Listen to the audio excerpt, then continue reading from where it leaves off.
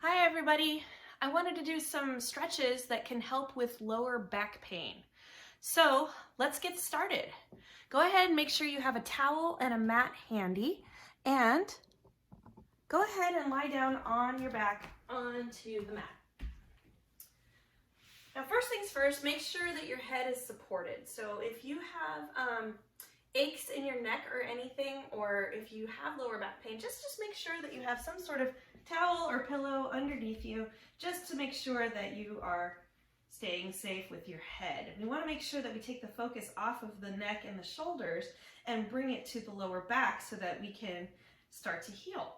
Okay, so the first stretch I want to do is, and we're going to go ahead and take our leg up as straight as we can make it. Now, not everybody can have a straight leg, so that's fine. Go ahead and grab behind the thigh and then just pull in towards your chest. Now, the tendency I see is that people start to lift their butt up off of the mat. We don't want to do that. So just keep the butt lowered and then keep pulling in as best as you can. We're going to hold that for about 10 seconds. And then just release. Good, and then let's go again. Go ahead and hold, pulling in, same leg, same exercise. And then release. And then one more. Keep that bum anchored, keep the tailbone touching the mat, pulling in towards the chest, and then go ahead and release. Let's try the other side. So we don't want to be lopsided, so just grab the other side. Just noticing if there's a difference between the sides, not to, get worked up about it or all, just notice if there's a difference. Sometimes that happens. And then release. And again, pulling in. Keep that tailbone anchored. Don't let the pelvis curl. And release. Let's do one more. Go ahead and pull in. And then release. Okay.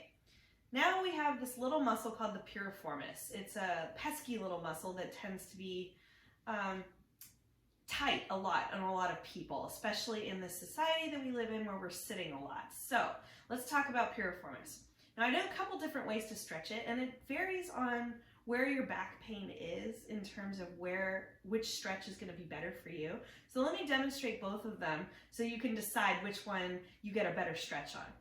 So for the first one, I'm going to take my right foot and cross it over my left. And I want to hook my heel and my ankle on top of the thigh. I don't want to go too far over where my knee is here because I'm not going to get as good of a stretch. So I want to make sure my heel and my ankle are connected to my thigh. And then what I'm going to do is I'm going to lift my opposite leg off of the mat and pull the back side of the thigh towards me. You should start to get a stretch underneath your rear and on the back side of you. Okay, that is one way to stretch the piriformis, and that gets one side of it. Another way is just go ahead and release that other leg down to the floor. I'm going to go ahead and open my arms to the side as a start, and then I'm going to tip my right leg down and try to touch my toes to the floor while pushing my right hip down. And then I'm going to take my hand and gently press my knee away. And wow, now on me, this is a way better stretch. So it is something to keep in mind that one or the other may be better. Now, if you're feeling that they're both really big stretches, maybe you want to do both. So I'll hold the position, whichever one, for about 10 seconds, and then I'll release it, and then I'll do it 2 more times. So we'll dip the toes down and press, or if you're doing the other one, just go ahead and pull back towards your chest, hold for about 10 seconds. I'm pressing away, pushing down with this opposite hip. And then I'm going to release. And one more. Go ahead and press, lower that hip.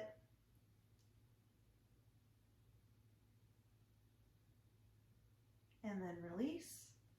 Let's go ahead and untangle. We'll go to the other side. So this time I'll take my left foot, cross it over, and we'll see if this is the same side or this likes it the same way as the other side.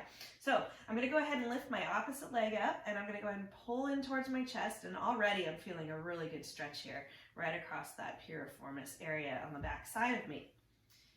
Okay, now to do a test to see if that stretch is going to be more beneficial than the other one, I'll go ahead and lower that standing leg, the right leg, and then I'm going to tip my left toes down towards the floor, and then I'm going to press away with the knee.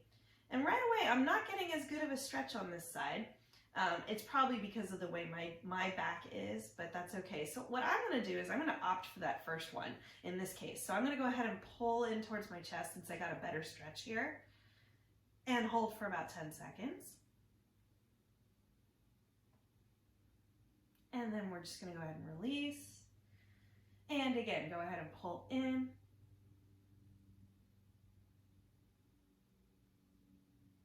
And release. And of course, one more so that we're not lopsided. We're doing the same on both sides.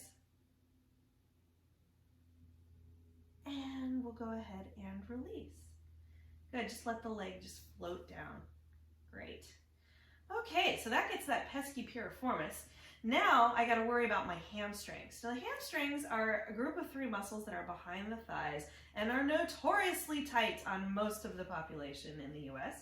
So I've got another towel here. So what I'm going to do is I'm going to roll it up lengthwise for you.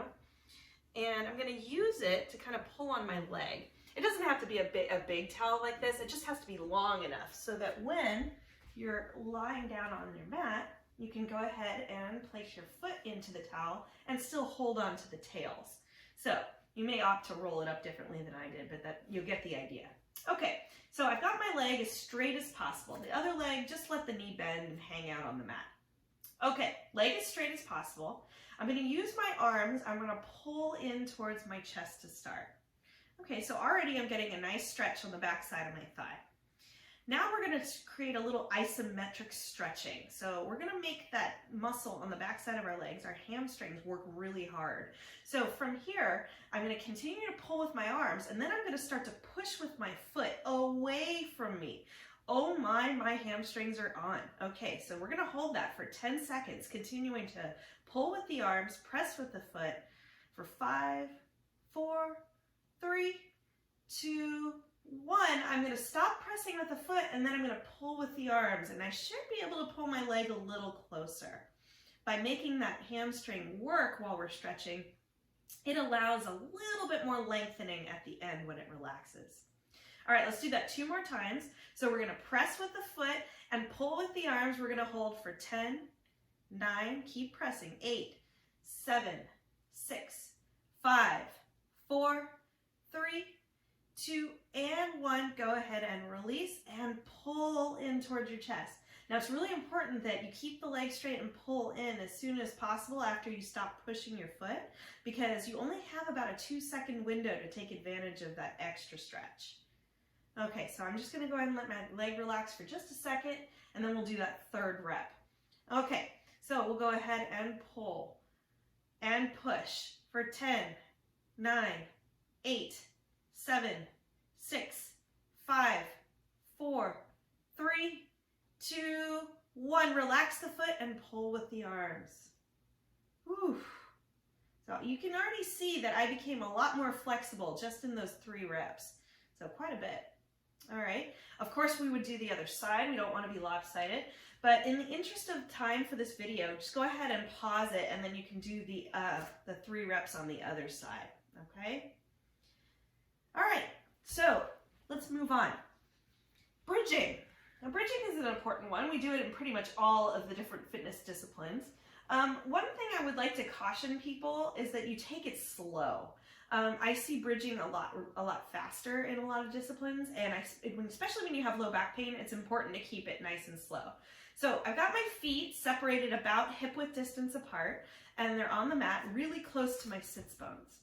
Now from here, I'm just going to let my arms relax. I'm going to press into the feet and lift the pelvis up.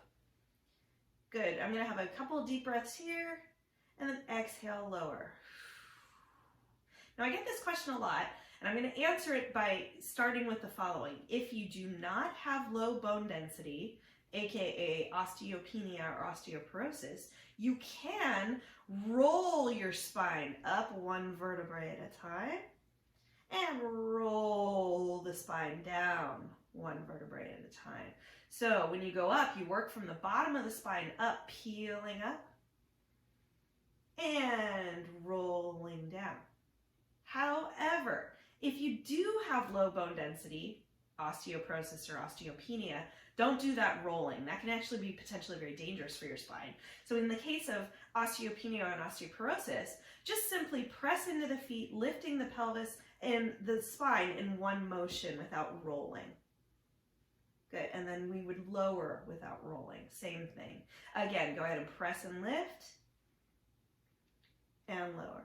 So bridging can be good for both of those populations, even without the rolling. So it's a good thing to do, and it strengthens a lot of those back muscles that we're trying to get stretched out. Okay, now, one other thing you can do while you're up in your bridge is some hip dips, and that can help kind of loosen some of the muscles around the spine. So go ahead and press into the feet, lifting up the pelvis, whether you're rolling or just pressing up, either one's fine. You're going to go ahead and tip and dip one hip down 1 inch. And then you're going to go ahead and lift it back up. And then let's do the other side. Dip and lift. And you notice I'm staying in my bridge the entire time as I dip and lift and dip and lift.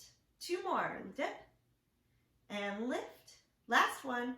Dip and lift. Good job. Go ahead and lower out of your bridge. And then just give your lower back a little massage by pulling your knees into your chest. You could rock side to side.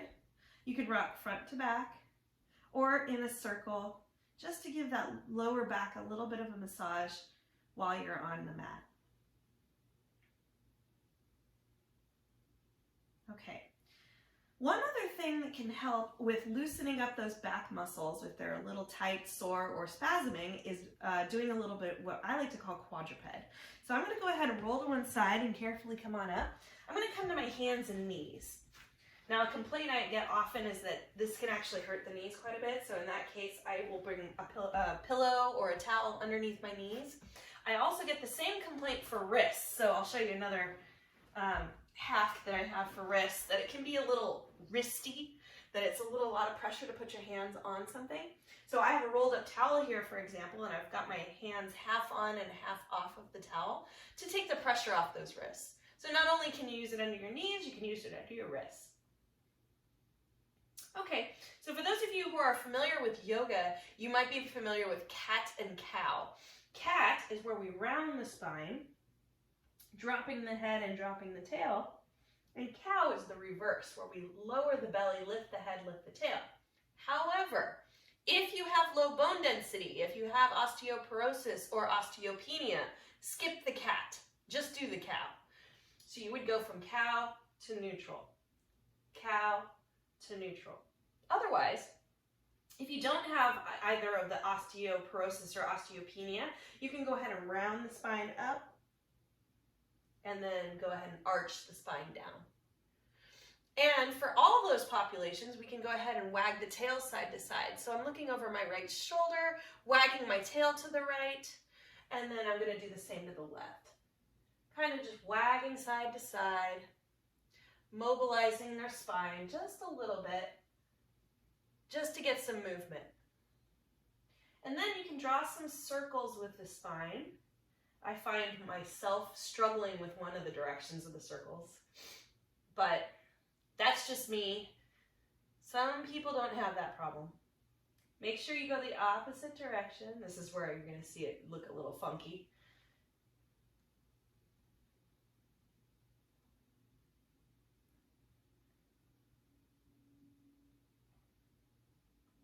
Okay.